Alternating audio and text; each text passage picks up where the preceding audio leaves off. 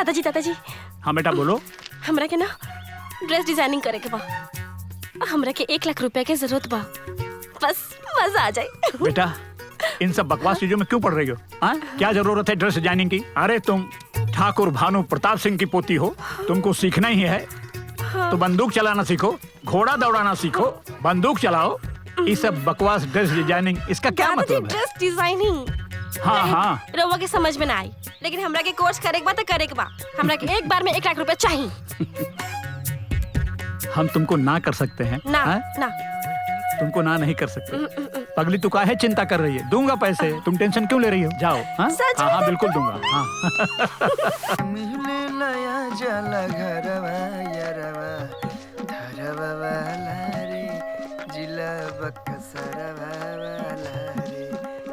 अरे तुम तो अभिनंदन हो ना? पिछली बार वहाँ मिले थे। जी प्रणाम। यहाँ अकेले बैठ के क्या कर रहे हो?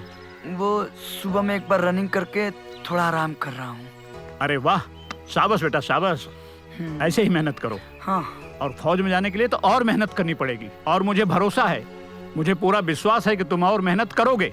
जी करूँगा। देखो ये है मेरे फौज में लड़ाई की निशानी। देख लिया ना, 2 गोली लगी थी, लेकिन फिर भी मैंने खदेड़ा था। और एक बार तो आमने सामने की लड़ाई हो गई थी। मैं जूते के मोजे में से चाकू निकाला और सीधे सीना फाड़ दिया। हाँ दादाजी, वो मैंने आपकी बहादुरी के बारे में बहुत ज्यादा सुना है।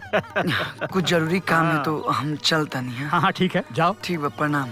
हाँ खुश रहो। बिना फौजी बनले ही नाती ना दही लगता। अच्छा लड़का है।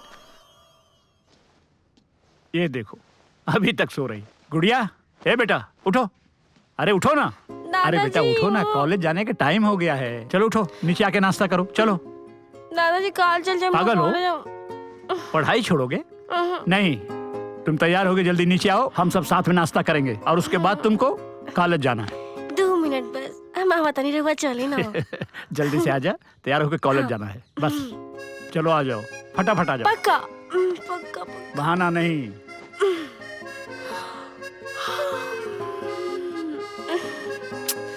दादाजी भी ना।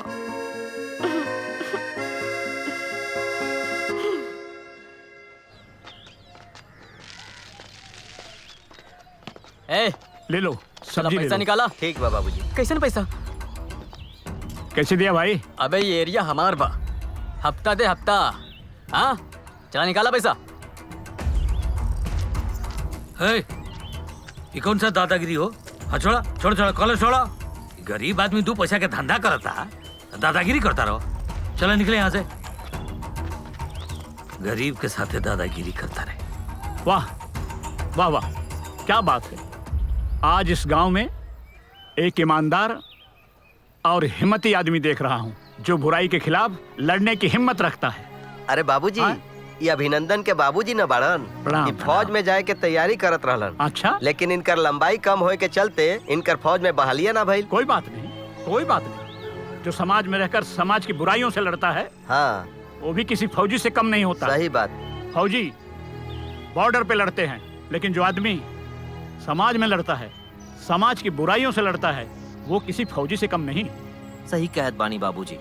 हाँ ठीक है, चलो।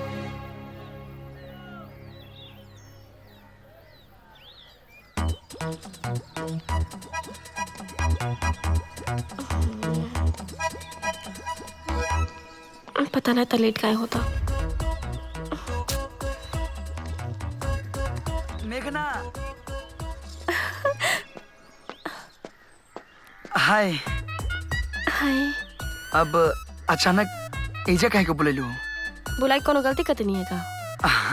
ना ऐसा कोनो बात नहीं के। बतावा का बात बा? पूरा मूड खराब कर देला। जा, हमके नहीं के बतावे के। अरे छने छने से खिसियाल जाला, हम तो मजाक करते नहीं। बता दो का बात बा?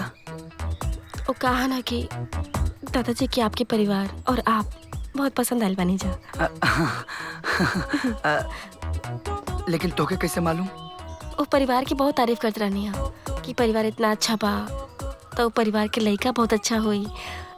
तबा तब जब ग्रीन सिग्नल मिलिया गइल बा, तो सुनो ना, एगो दाना। अरे ना, ये सब शादी के बाद तब तक बर्दाश्त करी। बर्दाश्त बर्दाश्त कैसे करी?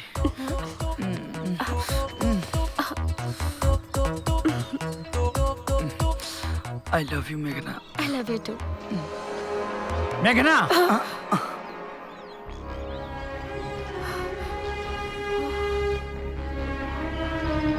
तुम दोनों एक दूसरे से प्यार करते हो, उसमें कोई बुराई नहीं है। लेकिन मैंने पहले ही कहा था कि मेरा होने वाला दामाद एक फौजी होगा। ये बात तुमको मालूम है अच्छी तरह से।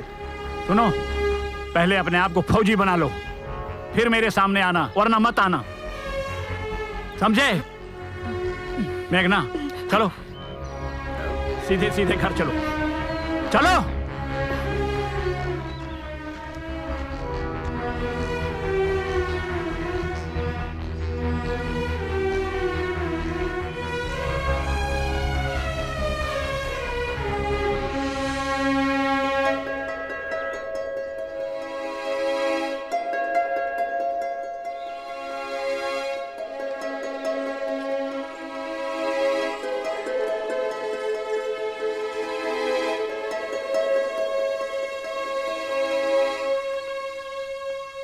बाबू, तू ऐसे काहे खड़ा बड़े बेटा?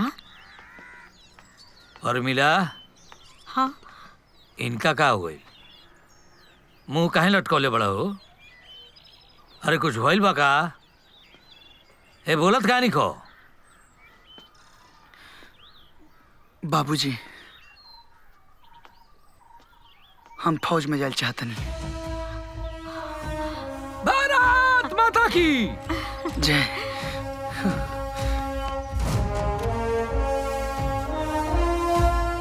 हमरा तो यकीन नहीं किया होत बेटा।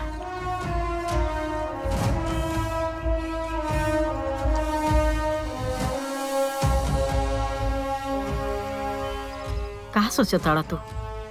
कुछ न माई, प्रणाम। खुश रह बेटा। जवान आगे बढ़ो।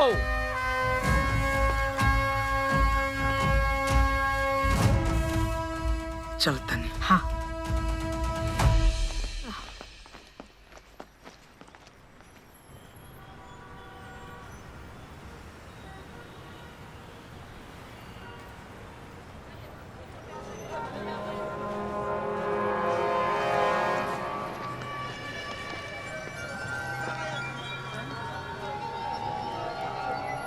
का जमाना आ गइल, इतना लोग मिल के एक लोग के मारता। अतना लोग एक लोग के ना, वो अकेला सब लोग के मारा था। दिखला जलवा?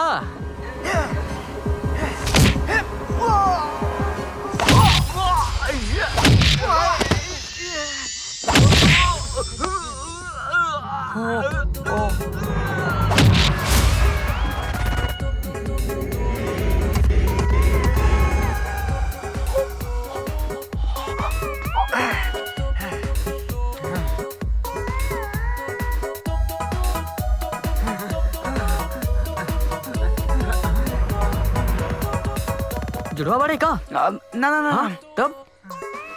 हाँ, जलवा। अच्छा अच्छा, जलवा बा।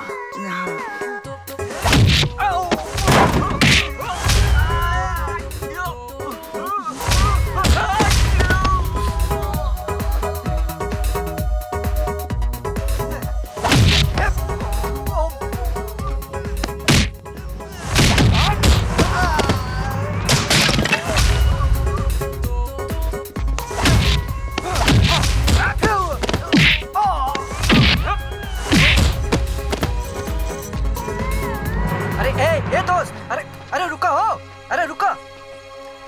ए भाई रुका।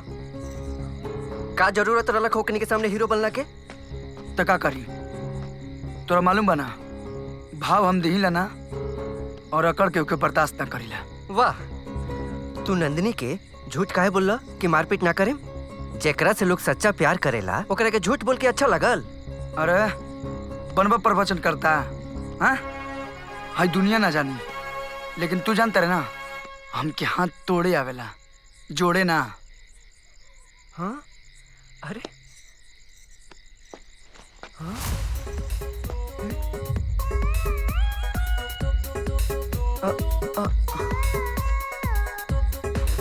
अरे हाय देख रहे, ये तो सेम टू सेम हमारे खानी लगाता। का बाबू, का नाम है?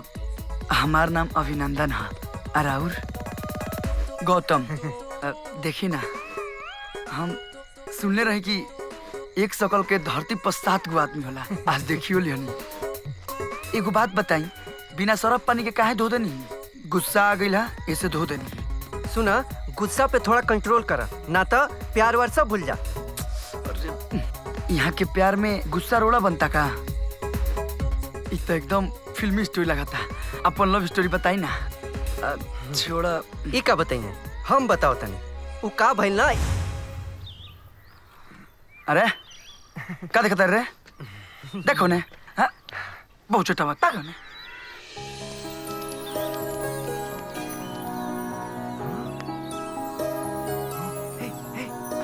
का? लड़की, अरे खूबसूरत लड़की, एकदम खूबसूरत। हाउ हाउ हाउ हाउ, उहे उहे।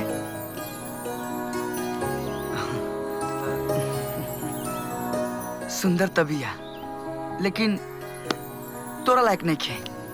हाँ, तोर भाभी लायक भी है। पहली बार ना तू लड़ाई झगड़ा के बात छोड़ के बढ़िया बात बोल ले बड़ा। यही से हम कोनो बढ़िया काम ना करी ना। लड़की देखनी ना कि लगलो नजर लगावे। चुपचाप देख। हाँ, भाभी के नजर से देखी।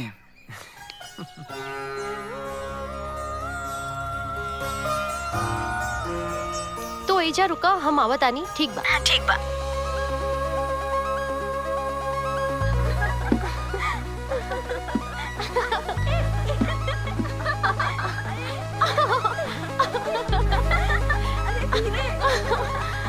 बस हो गए।